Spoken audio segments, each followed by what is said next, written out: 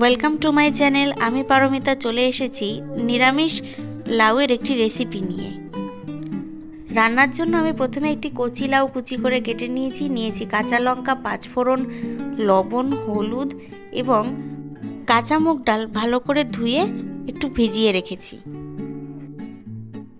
কড়াই গরম হলে তাতে দিয়ে দিলাম সর্ষের তেল। এবার তেল গরমের অপেক্ষায়। তেল একটু গরম হলে তাতে ফোড়নের জন্য দিয়ে দেবো পাঁচফোড়ন। তারপরে কেটে রাখা লাউগুলি এর ভেতরে দিয়ে দিচ্ছি আর ভালো করে নাড়িয়ে নিতে হবে। আর দিয়ে দিলাম চিড়ে রাখা কাঁচা লঙ্কা।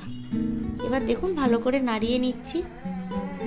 খুবই অল্প সময়ে এবং সহজ পদ্ধতিতে নিরামিষের দিন এই রেসিপিটি রান্না করে দেখুন, সকলেই একটু বেশিই ভাত খাবে চেটেপুটে। কিছুক্ষণ পর আমি অল্প একটু লবণ দিয়ে ভালো করে নাড়াচাড়া করে নিচ্ছি। খুব বেশি লবণ কিন্তু লাউয়ে দেওয়া যাবে না, কেননা ওটি জল ছাড়ার পর সেই জলটা টেনে শুকিয়ে দেওয়ার পর তরকারিটা কিন্তু একদমই অল্প হয়ে যায়। তাই লবণের ভাগ কিন্তু বুঝে শুনেই একটু দিতে হবে। ঢাকা দিয়ে নেবেন। ঢাকনাটা তুলতেই দেখতে পারবেন যে একটু জল ছাড়তে শুরু করে দিয়েছে। আমি তখন কাঁচা মুগ ডালগুলো জল থেকে তুলে এভাবে দিয়ে দিচ্ছি ছিটিয়ে।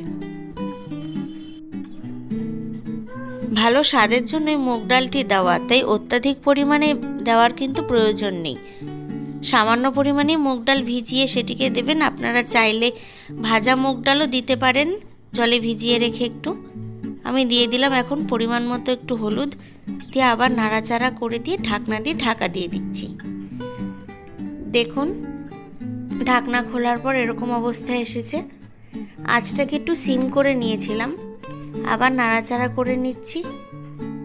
এবার দিয়ে দেবো স্বাদ মতো সামান্য চিনি।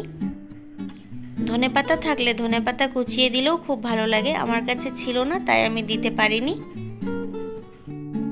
ব্যাস রেডি। খুবই সিম্পল একটি রেসিপি, কিন্তু দারুণ টেস্ট হয়। আমি নামিয়ে নিচ্ছি। আপনারা সকলেই বাড়িতে ট্রাই করে দেখবেন। সম্পূর্ণ ভিডিওটি দেখার জন্য সকলকে অনেক অনেক ধন্যবাদ।